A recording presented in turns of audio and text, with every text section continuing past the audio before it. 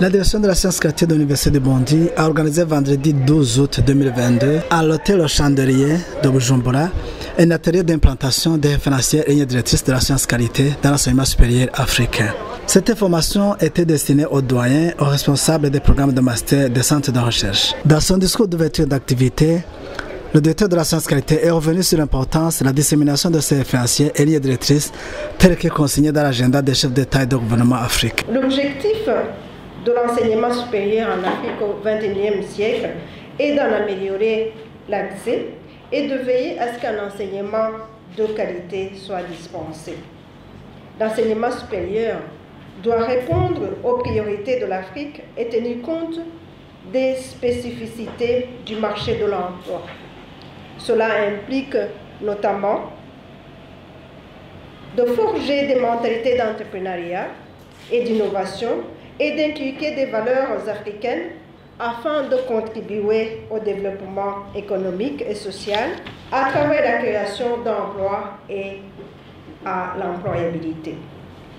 Or, aujourd'hui, trop de diplômés ne répondent pas aux besoins des employeurs. L'enseignement supérieur devrait être développé en fonction des besoins nationaux, régionaux et continentaux de l'Afrique. J'aimerais juste vous dire que cet atelier entre dans une série d'autres ateliers de formation que nous avons organisés sur les références et les directrices d'assurance qualité au niveau africain. Donc on a organisé une formation à l'endroit des points focaux, à l'endroit des chefs de service. Et aujourd'hui, c'était le tour des doyens, responsables des programmes de master et les directeurs des centres de recherche. Les objectifs, c'est d'abord la vulgarisation de ces référentiels, et lignes directrices d'assurance qualité, la dissémination, et aussi pour que ces parties prenantes d'assurance qualité puissent en faire des outils. Ce sont des outils de travail, ce sont des outils d'orientation. Et nous savons bien que les catégories que l'on a formées aujourd'hui constituent des collaborateurs et des parties prenantes incontournables pour l'assurance qualité et pour le bon fonctionnement de l'Université du Burundi.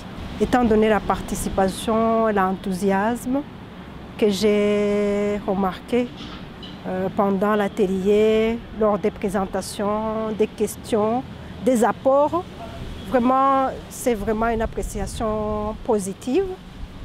On voit très bien que ces catégories du personnel sont vraiment motivées et ils ont la soif d'apprendre.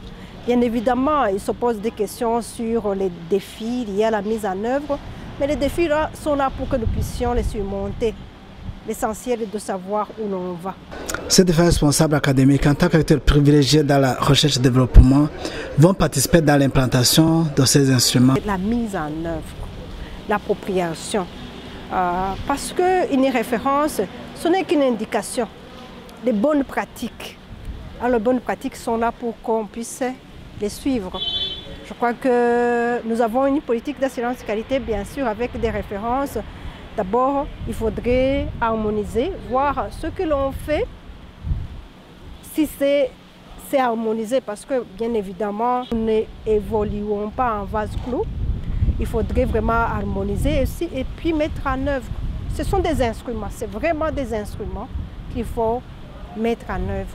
Ce n'est pas une formation juste pour former, mais on se donner des outils, expliquer comment fonctionnent ces outils et la suite c'est la mise en œuvre.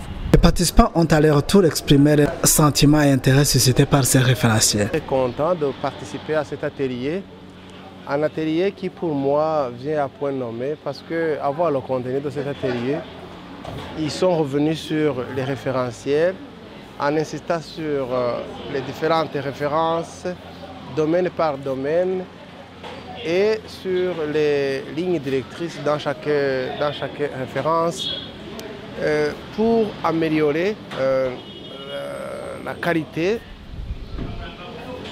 des activités que nous nous faisons en enseignement supérieur en général et à l'Université du Burundi en particulier. Et pourquoi en fait, quel est l'intérêt de cet atelier, avoir son contenu?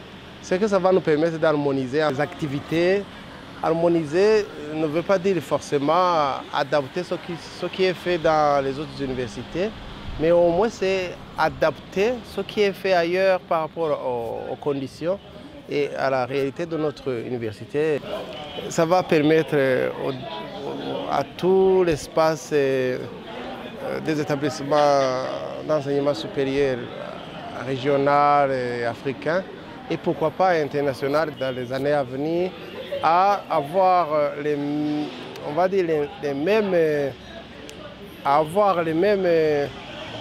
impressions sur le contenu des enseignements, de la recherche, de l'offre de formation en général, sur les services à la communauté à rendre. Quel est l'intérêt des enseignements supérieurs, plutôt des établissements supérieurs, des institutions d'enseignement supérieur dans leurs communautés respectives, au niveau local, régional ou même mondial. Et nous pensons que vraiment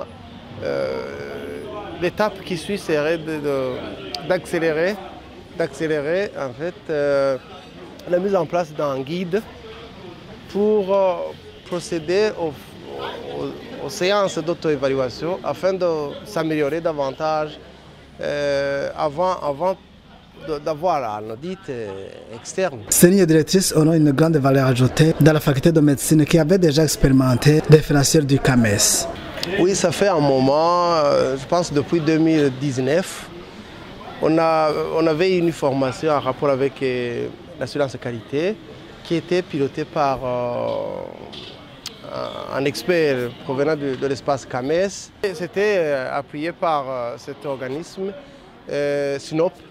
Et on a appris pas mal de choses et il y avait beaucoup de ressemblances à ce qu'on a vu aujourd'hui par rapport au référentiel du CAMES. Mais ce qui est bien et ce qui va nous rassurer davantage, c'est que c'est cette harmonisation qui va intéresser toute l'Afrique. Quand on parle d'espace CAMES, on se limite à 10, 12 ou tout au plus 14 pays. Mais aujourd'hui, nous sommes dans une approche qui intéresse toute l'Afrique, et ce qui va faciliter en fait la mobilité entre nos étudiants et l'acceptabilité des documents de formation qui auront été délivrés par nos institutions respectives. Le directeur de la science qualité n'a pas manqué de lancer un appel aux différents intervenants pour une réussite sans faille dans la mise en place de ces outils. Nous pensons aux partenaires de l'Université du Burundi, les étudiants, le personnel administratif et technique. Les parents, je pense que ce sera une prochaine étape. À ces partenaires et ceux qui ont été formés ou bien qui, dans tel canal ou tel autre, vont prendre connaissance du contenu de ces référentiels, je les inviterai d'abord à s'en imprégner et puis d'essayer de les mettre en application et essayer d'aller au-delà des difficultés que l'on voit. Parce que quand on voit des difficultés, quand on voit une situation de précarité, d'office on voit que ce n'est pas possible. Ces référentiels ne peuvent pas être mis en œuvre chez nous, mais il faut juste, si vous ne pouvez pas les mettre cette année-ci, prévoyez cela l'année suivante. Prévoyez cela à plus ou moins long terme. Je crois que c'est juste voir que ce sont des choses réalisables et vous fixer des objectifs dans ce sens-là. Avec la qualité, on se fixe des objectifs et à chaque fois, on essaie de faire un pas vers l'atteinte de ces objectifs.